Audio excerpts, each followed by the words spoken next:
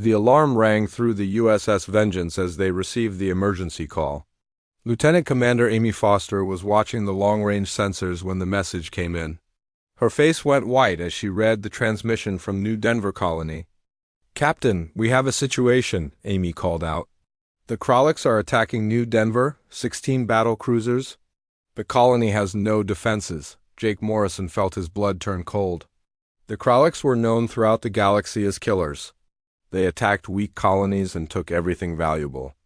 Their ships were 3 times bigger than old human vessels. They had been terrorizing the Outer Rim for decades. "How long until they destroy the colony?" Jake asked. 2 hours at most, Amy replied. "The colonists are trying to evacuate, but there are 50,000 people down there." Jake looked at his crew. This was what they had trained for. The Vengeance had been built to protect human lives. New Denver was about to become the first test of their new weapons. "Set course for New Denver, maximum speed," Jake ordered. "Battle stations, all hands." The ship turned toward the colony system. Its engines pushed the massive vessel faster than any ship had ever traveled before. The Vengeance could cross star systems in minutes instead of hours. Commander Ryan Blake studied the tactical display. The Krolok ships were arranged in a standard attack formation around the planet. They were taking their time, enjoying the fear of the colonists below. The aliens thought no one could stop them. 16 ships, Ryan said. "Each one carries enough firepower to level a city. This will be our biggest challenge yet." Dr. Lisa Harper checked the weapon systems from her engineering station.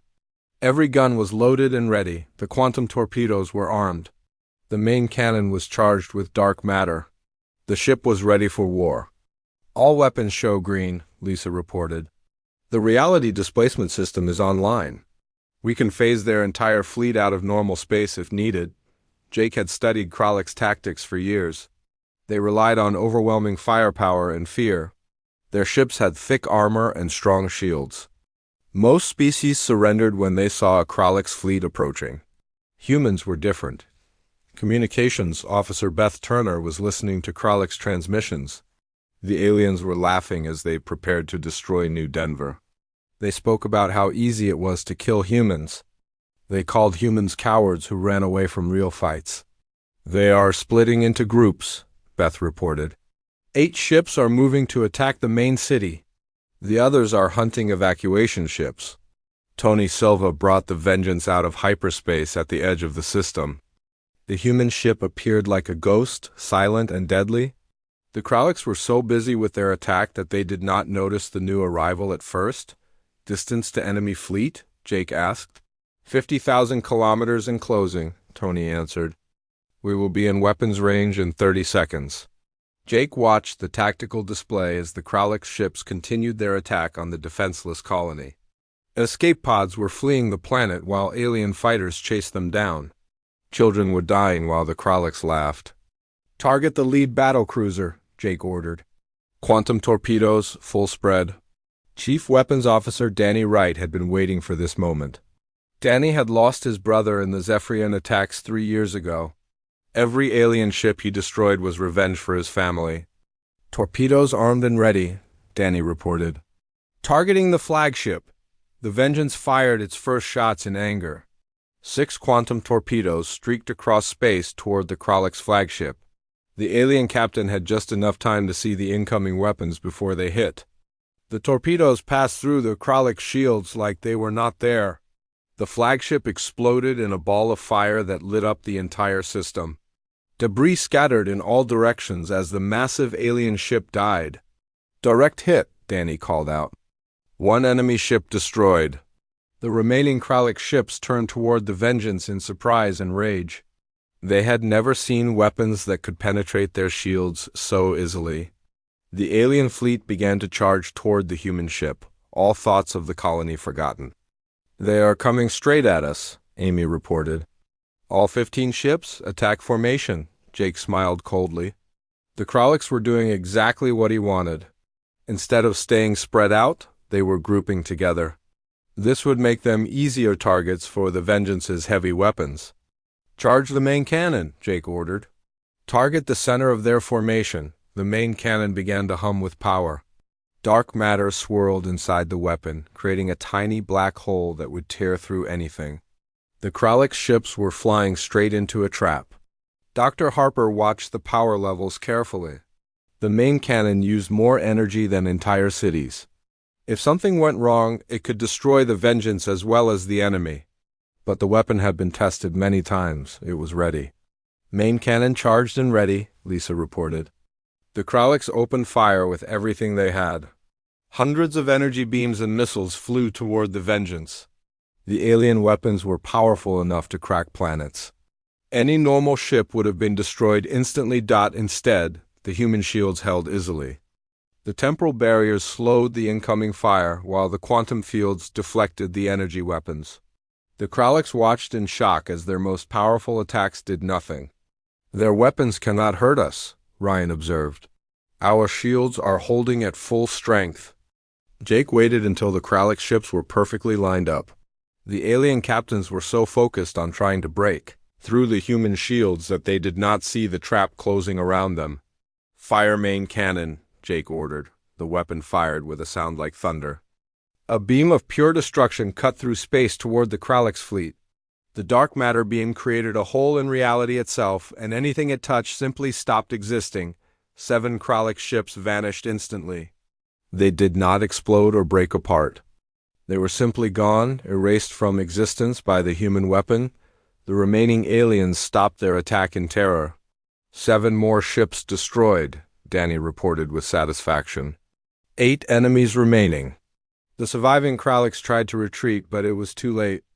The Vengeance was faster than their ships.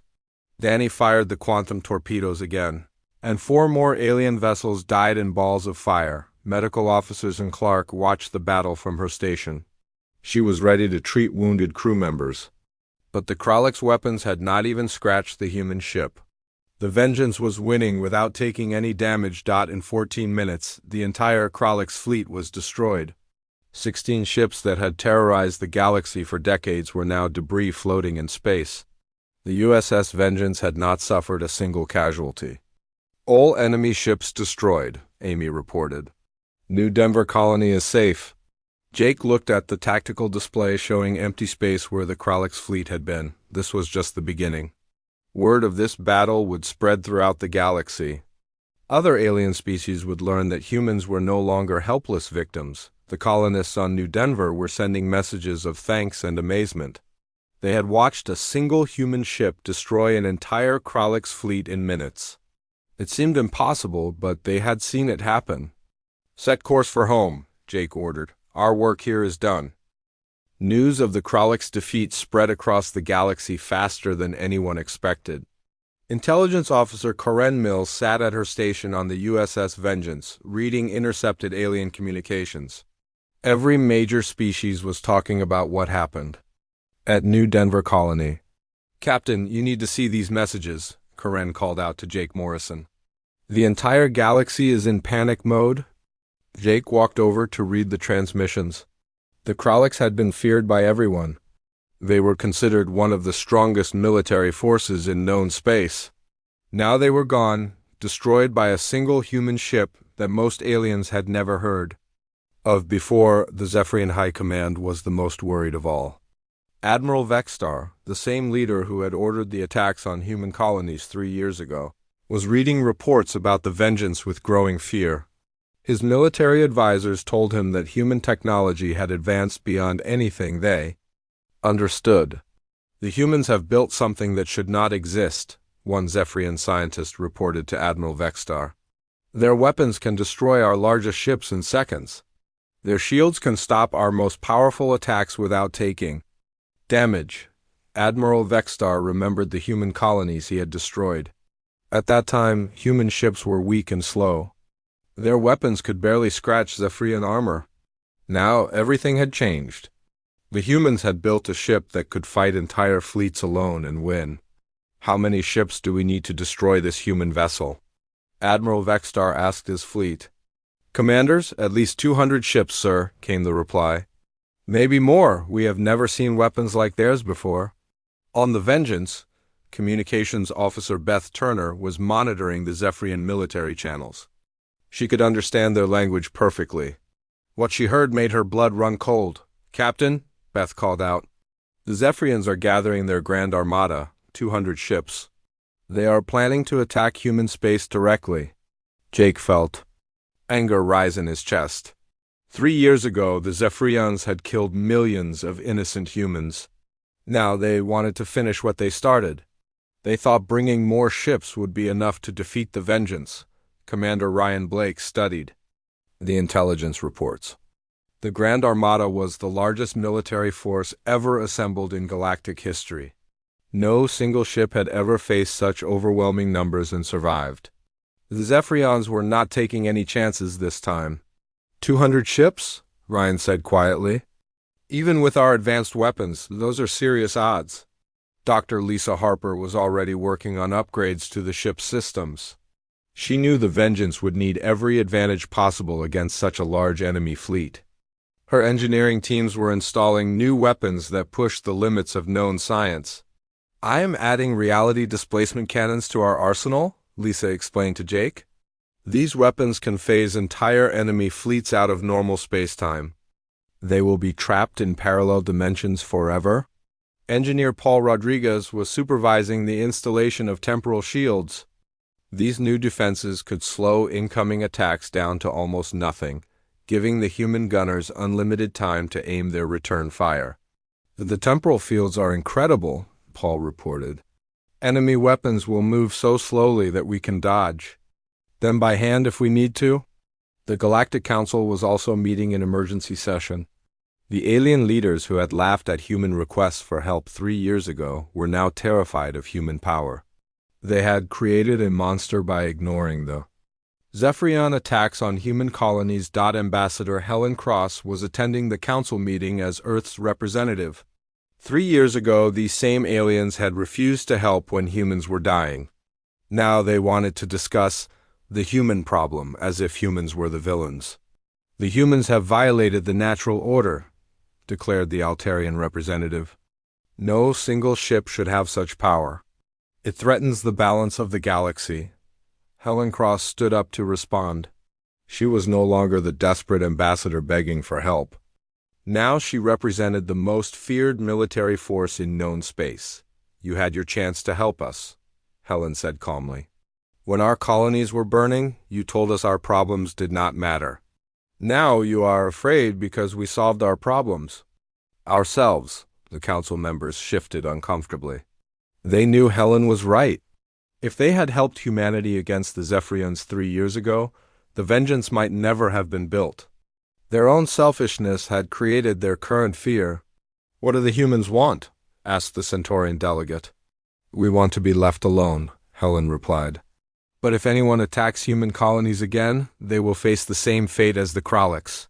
Meanwhile, Admiral Vexstar was gathering his fleet at the edge of Zephyrian space. 200 warships filled the darkness between stars. Each ship carried enough firepower to destroy entire planets. The Admiral was confident that sheer numbers would overcome human technology. "No ship can fight 200 enemies at once," Admiral Vexstar told his captains. "We will surround the humans and destroy them with concentrated fire. This time there will be no escape." On the Vengeance, navigator Tony Silva was plotting courses through the Centauri system. Intelligence reports showed that the Zephyrian fleet was moving toward human space. The battle would happen soon, and Tony wanted to choose the best location to fight. "The asteroid field in Centauri will work to our advantage," Tony explained. To Jake, "We can use the rocks to break up their formation and prevent coordinated attacks." Medical Officer Susan Clark was preparing emergency protocols for the coming battle. Even though the Vengeance had superior technology, fighting 200 ships would test every system to its limits. She wanted to be ready for anything. "Medical bay is stocked and ready," Susan reported. "All trauma teams are on standby." Jake walked through the ship, talking to his crew before the battle. These 5,000 humans represented the best of their species. They were smart, brave, and absolutely determined to protect their people. The Zephyrians had no idea what they were about to face. "Remember why we are here?" Jake told his crew over the ship's communication system. 3 years ago, they killed our families and friends. They thought we were too weak to fight back. Today we proved them wrong, the crew responded with quiet determination. Every person on the Vengeance had lost someone in the Zephyrian attacks. This battle was personal for all of them. They would not show mercy to an enemy who had shown none to human civilians. Dr. Harper finished the final weapon upgrades, just as the enemy fleet approached the Centauri system. The Vengeance now carried enough firepower to reshape entire star systems. The reality displacement weapons alone could make the Zephyrian fleet disappear forever. All systems are ready, Lisa reported to Jake. We have weapons that the enemy cannot even imagine. Jake sat in his captain's chair and watched the tactical display. 200 red dots were moving toward the Centauri system. Each dot represented a ship full of aliens who wanted to finish destroying humanity. They would learn that humans were much harder to kill than they expected. Yellow alert, Jake ordered. All hands to battle stations. The Zephyrians are coming and we are going to send them a message they will never forget. The Zephyrian Grand Armada dropped out of hyperspace at the edge of the Centauri system like a storm of death. 200 warships spread across space in perfect battle formation. Each vessel was massive, bristling with weapons that could crack planets. Admiral Vexstar stood on the bridge of his flagship, confident that no force in the galaxy could stand against such overwhelming power. "Locate the human ship," Admiral Vexstar ordered his sensor operators. "I want it destroyed within." The first minute of battle. The Zephyrian sensors swept the system until they found their target. The USS Vengeance sat quietly in the asteroid field, waiting like a predator in the shadows. To alien eyes, it looked like a single ship facing impossible odds. They had no idea what humanity had built. Captain Jake Morrison watched the enemy fleet on his tactical display. 200 ships against one seemed like madness, but Jake had faith in his crew and their incredible technology. The Zephyrians thought numbers would win this battle. They were about to learn that humans had changed the rules of war. "All enemy ships are in position," reported Lieutenant Commander Amy Foster from her sensor station. "They are surrounding U.S. in a sphere formation, no escape routes." Jake smiled coldly. The Zephyrians were doing exactly what he wanted. By surrounding the Vengeance, they had grouped their ships close together. This would make them perfect targets for the reality. Displacement weapons. "Charge all weapon systems," Jake ordered. "Prepare for full engagement." Dr. Lisa Harper monitored the exotic weapons from her engineering station. The reality displacement cannons were humming with power that could bend the laws of physics. The temporal shields were ready to slow enemy fire to a crawl. Every system on the ship was performing beyond expectations. "All weapons show full charge," Lisa reported. "The reality displacement system is online and stable." Admiral Vexstar opened communications with the human ship. He wanted to gloat before destroying the vessel that had humiliated his empire. His face appeared on the Vengeance's main screen, filled with arrogance and hate. "Human captain, Admiral." Vexstar sneered. "You destroyed some Kralix pirates and thought you were strong. Now you face the real power of the galaxy. Surrender and I will make your death quick." Jake looked at the alien leader who had ordered the murder of millions of innocent humans. 3 years of planning and building had led to this moment. The Zephyrians would finally pay for their crimes. "I have a better idea," Jake replied calmly. "Why don't you surrender to me? I might let some of your ships escape." Admiral Vexstar laughed with rage. The human was either insane or incredibly stupid. No single ship could fight 200 enemies and survive. He would enjoy watching this arrogant human die. "All ships, open fire," Admiral Vexstar commanded. "Destroy the human vessel. Leave nothing but debris." 200 Zephyrian warships fired at the same instant. The combined firepower was beyond imagination. Thousands of energy beams and missiles streaked toward the Vengeance from every direction. The light from the weapons lit up the entire star. "System on the Vengeance." Chief Science Officer Kelly Adams watched the quantum flux readings as the temporal shields activated. The incoming enemy fire slowed down until each energy beam crawled through space like a lazy river of light. The alien weapons that should have reached their target in seconds would now take minutes to arrive. Temporal shields are working perfectly, Kelly reported. Enemy fire has been slowed by a factor of 1,000. Jake watched in satisfaction as the Zephyrian weapons crept toward his ship at an incredibly slow pace. The aliens had fired everything they had, expecting instant victory. Instead, they had given the Vengeance unlimited time to aim and fire back. Target the nearest squadron, Jake ordered Chief Weapons Officer Danny Wright. Reality displacement cannons, full power. Danny had been waiting for this moment since the Zephyrians killed his brother 3 years ago. His fingers moved across the weapon controls with deadly precision. 12 enemy ships appeared in his targeting system, firing reality displacement. Cannons, Danny announced. The exotic weapons fired beams of twisted space-time at the Zephyrian squadron. The alien ships simply vanished from normal reality, phased into parallel dimensions where they would remain trapped forever. 12 enemy vessels disappeared without even having time to scream. Direct hits, Amy reported. 12 enemy ships have been displaced from our reality. Admiral Vextar watched in horror as an entire squadron of his best ships simply ceased to exist. His sensors could not detect any trace of the missing vessels. It was as if they had never been there at all. What kind of weapons are those? Admiral Vextar demanded from his science officers. Unknown, sir, came the terrified reply. Our computers cannot even classify the energy signatures. The slow-moving Zephyrian weapons were still crawling toward the Vengeance. Jake ordered his ship to move between the asteroids, dodging the delayed enemy fire with ease. The aliens watched their own attacks miss their target by enormous distances. Fire quantum torpedoes, Jake commanded. Target their flagship. A spread of quantum torpedoes streaked toward Admiral Vextar-S command ship. The weapons passed through the Zephyrian shields as if they were not there. The flagship exploded in a massive fireball that could be seen from the other side of the system. Admiral Vextar died without understanding how human technology had become so advanced. His last thought was wonder at how the species he had once considered weak insects had become the most dangerous predators in the galaxy. Enemy flagship destroyed, Danny reported with grim satisfaction. Admiral Vextar is dead. Without their commander, the Zephyrian fleet began to lose coordination. Individual ship captains tried to retreat while others continued the attack. Their perfect battle formation fell apart as panic spread through the alien ranks. Navigator? Tony Silva piloted the Vengeance through the asteroid field with incredible skill.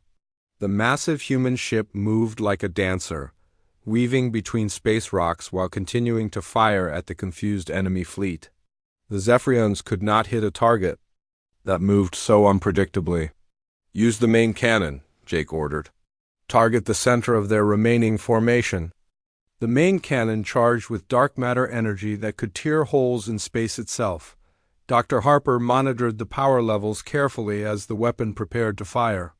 The cannon was so powerful it made the reality displacement weapons look like toys. Main cannon charged and ready, Lisa reported. The weapon fired a beam of pure destruction that cut through space like a sword. 15 Zephyrian ships were caught directly in the beam's path. They were not destroyed or displaced. They were simply erased from existence, leaving no trace that they had ever been there. 15 more enemy ships eliminated, Amy announced. The remaining Zephyrian captains began to realize they were fighting something beyond their understanding. Their most powerful weapons could not hurt the human ship. Their best shields could not stop human attacks. Many ships tried to flee, but the Vengeance was faster than anything they had. Engineer Paul Rodriguez kept the ship's exotic engines running at maximum power. The Vengeance could accelerate to impossible speeds while maintaining perfect maneuverability. No Zephyrian ship could escape once the humans decided to pursue it. Engine efficiency at 110%, Paul reported proudly. We can chase down every enemy ship if needed. Gunnery Sergeant Matt Johnson coordinated the point defense systems as smaller Zephyrian fighters tried to attack the Vengeance. The human defensive weapons destroyed the alien fighters faster than they could launch. It was like watching insects fly into a fire. Medical Officer Susan Clark monitored the crew's condition during the intense battle. Despite facing overwhelming odds, the humans were calm and focused. Their advanced technology made the battle feel almost easy. The Vengeance had suffered 0 casualties and minimal damage. All crew members report normal status, Susan announced. No injuries, no stress casualties. The battle continued for 2 hours as the Vengeance systematically destroyed the Grand Armada. The reality displacement cannons made entire squadrons vanish. The quantum torpedoes tore through the strongest alien armor. The main cannon erased ships from existence with single shots. Communications. Officer Beth Turner monitored enemy transmissions as the Zephyrian fleet died around them. The alien communications were filled with terror and confusion. Many ships were begging for permission to surrender. Multiple enemy vessels are requesting surrender. Beth reported to Jake. Jake thought about the human colonies the Zephyrians had destroyed 3 years ago. He remembered the millions of innocent people who had died because these aliens enjoyed killing the weak. He felt no mercy for them now. Tell them surrender is not an option, Jake replied coldly. They should have thought about mercy when they were murdering human families. When the battle finally ended, only debris remained where the Grand Armada had been. 173 Zephyrian ships were destroyed or displaced. 27 vessels had managed to escape by fleeing at maximum speed when the battle turned against them. The USS Vengeance floated alone in the asteroid field, surrounded by the wreckage of the most powerful fleet ever assembled. The ship had not taken a single hit. Not one human had been injured. It was the most one-sided battle in galactic history. All enemy ships eliminated or fled, Amy reported. The Grand Armada has been destroyed. Jake looked at the tactical display showing news of the Battle of Centauri spread across the galaxy like wildfire. A single human ship had destroyed the Grand Armada, the most powerful fleet ever assembled in known space. The surviving Zephyrian vessels limped home with tales of impossible weapons and shields that could not be broken. Every major civilization received the same message. Humanity was no longer the weak species they remembered. Captain Jake Morrison sat in his ready room aboard the USS Vengeance, reading reports from across human space. The victory at Centauri had changed everything. Alien governments that had ignored humanity for decades were now sending urgent diplomatic messages. Species that had once laughed at human technology were offering trade agreements and military alliances. Ambassador Helen Cross contacted Jake from Earth with updates on the galactic situation. The same alien leaders who had refused to help during the Zephyrian attacks 3 years ago were now competing for human attention and favor. Every major species wants to meet with us, Helen reported. The Altarians are offering advanced medical technology. The Centaurians want to share their star mapping data. Even the Andromedans are interested in establishing trade routes. Jake felt bitter satisfaction at the news. Fear was a powerful motivator. The aliens had ignored human suffering when they thought humans were weak. Now they offered friendship because they were afraid of human strength. What about the Galactic Council? Jake asked. They want to offer humanity a permanent seat on the ruling body, Helen replied. Full voting rights and protection under galactic law. Everything we asked for 3 years ago. Jake thought about the timing. 3 years ago, humans had begged for basic recognition and protection. The Council had refused, saying humanity was too small and unimportant to matter. Now they offered everything humans had wanted, but only because they feared the Vengeance. Doctor Lisa Harper joined Jake in his ready room with reports on the ship's performance during the battle. Every weapon system had worked perfectly. The exotic technology had exceeded all expectations. The Vengeance was ready for whatever challenges came next. I have been working on new weapon designs, Lisa explained. Quantum entanglement bombs that can destroy targets across vast distances. Probability manipulation fields that make enemy weapons malfunction at critical moments. We are pushing the boundaries of known science even further. Jake nodded approvingly. The galaxy was full of species that might challenge humanity in the future. The Vengeance needed to stay ahead of any possible threats.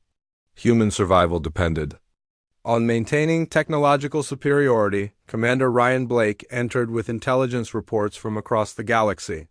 Every alien military was studying the Battle of Centauri, trying to understand how human technology had become so advanced.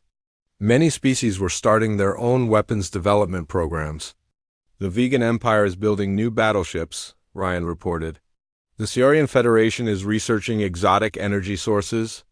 Everyone is trying to match our capabilities. Jake expected this reaction.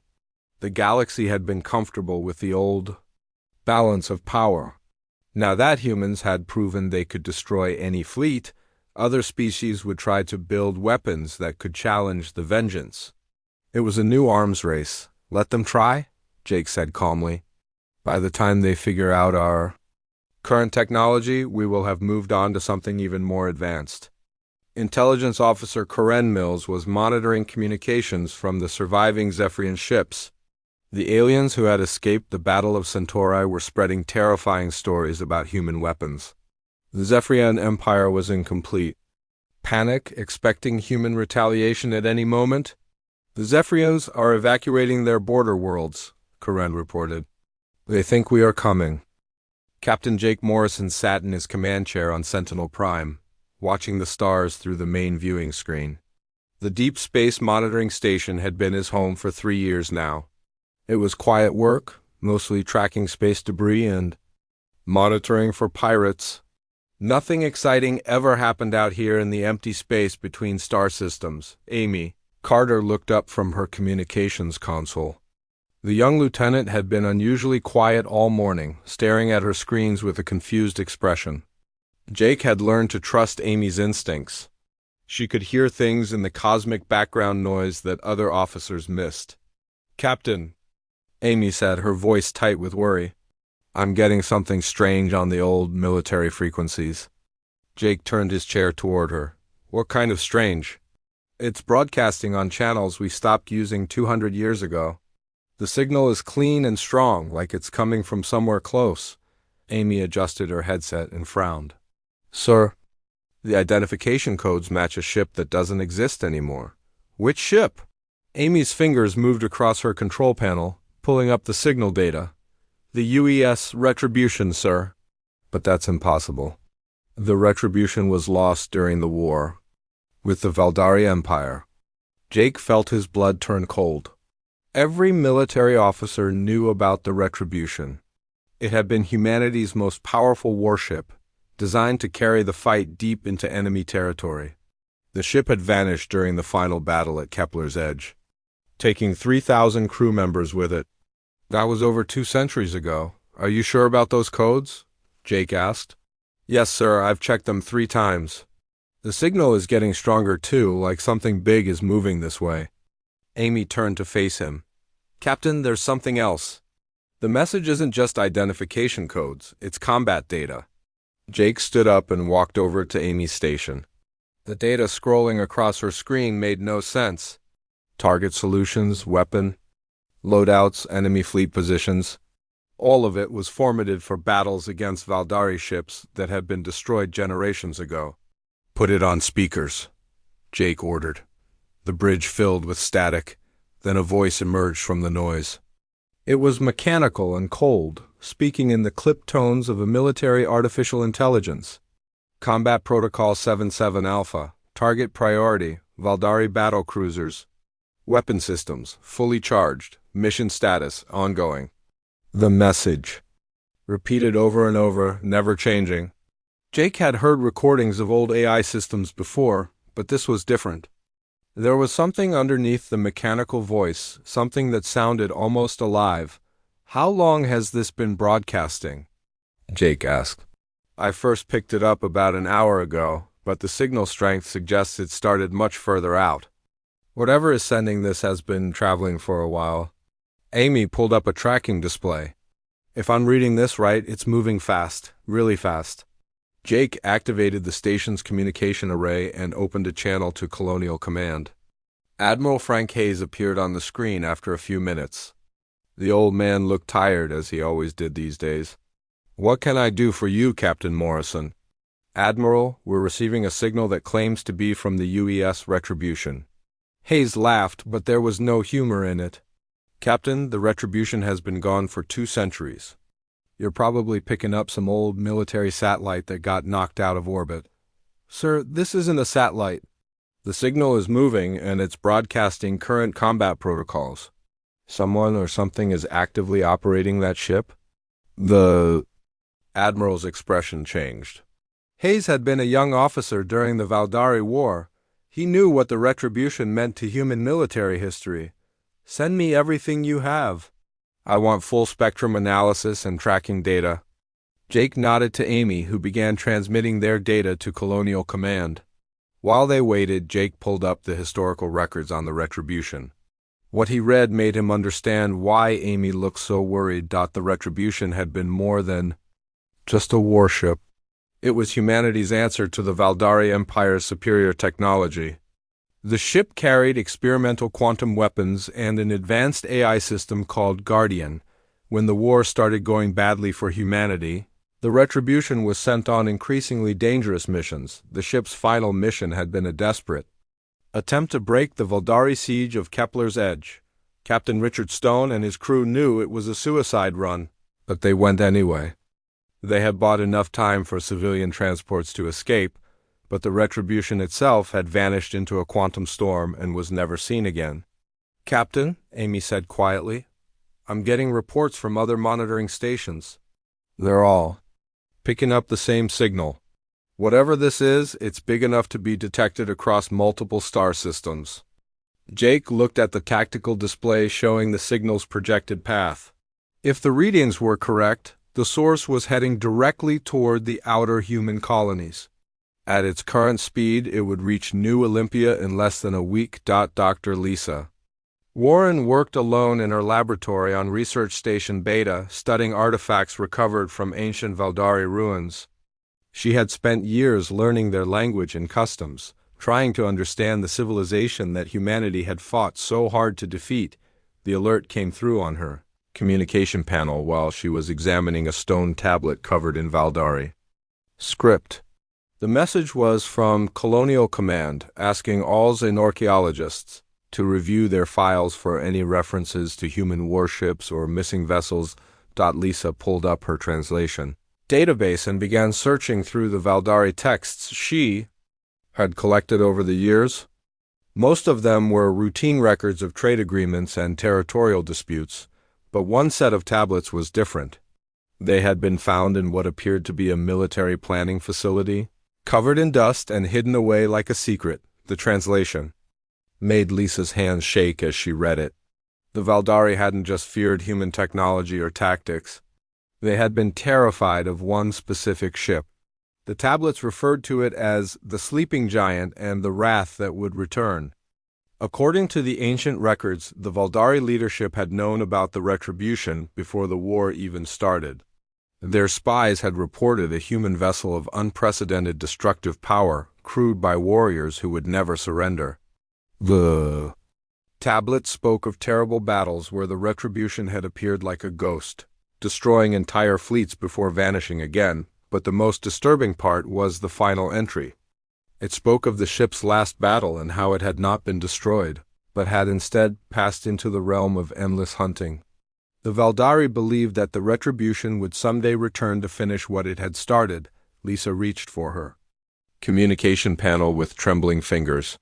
If the signal that Colonial Command was tracking really was the Retribution, then humanity might be about to discover that some things were better left lost in the darkness between stars. The ghost from humanity's past was coming home, and nobody knew what it had become during its long journey through the void.